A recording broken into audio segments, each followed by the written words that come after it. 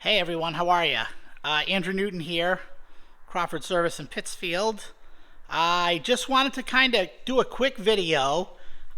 We did power steering and power brake upgrade to this 72 Vega, which is my car. I had asked a bunch of questions on Vega Nation. I just want to explain what this takes. So first of all, I got a booster out of a 77 Monza.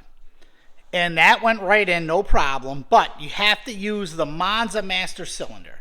The Vega master cylinder will not work. I wasn't sure, but the rod is connected to the back of the Vega master, whereas there is not a rod in the back of the Monza one. So I just bought a Monza master cylinder available at any parts store. Put it in, no problem. Yes, the nuts are missing, but we're not quite done here yet. And the car was in such nice shape, I didn't want to mess with the line, so I just bent lines from the proportioning valve, which we had to move to the side of the master, but I just ran lines to the existing lines in the car, because I didn't really want to alter any of that. So that's how that worked out. Obviously there's no engine in it. Haven't gotten there yet, but I'll be there with an update. Now, the power steering. This was interesting. I asked a lot of people a lot of questions and got a lot of different answers. So here we go. First and foremost, I had a donor car that I used. I used the 77 Vega that had power steering. So that made a lot of this a lot easier. What I did was I took the box, everything out of the car. I was able to buy a box at the parts store. So I turned in the other box, got a new box. So that's why the box is nice and everything. Also, if you look, you can see I use the center link out of it, idler arm, and the pitman arm. You have to use that stuff. The other stuff will not work. The stock tie rods will work, but the other will not. Now, moving on. This was a big question. The steering column. Everybody told me I had to change the steering column. Well, here's the difference. You can see this rod right here. That one is out of the stock 72 column, and I purposely left it there because this one here,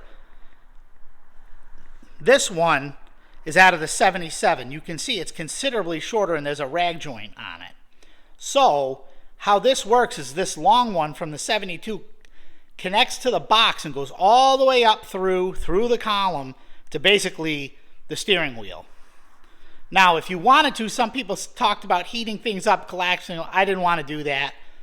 So what I was able to do was I was able to take this long rod out of the original column, and then I had the column out of the 77. So I undid the steering wheel, and I was able to pull the rod out of the center of that column because physically the column's the same, and I was able to slide it into the stock column in the car. So I didn't have to change keys, didn't have to change steering wheel, anything like that. It was as simple as taking the steering wheel off, and I was able to slide it out, put it in, and then this bottom section connected, and it connected right to the box. So as far as that goes, it's all in, everything moves and seems to be all right.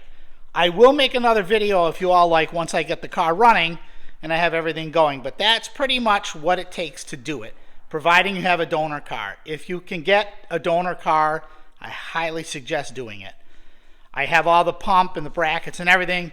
We're not there yet, but I just kind of, while the engine was out of the car, I wanted everybody to see what was up because these has been ongoing questions and a lot of people ask me. So this is how I'm doing it, and so far we're good.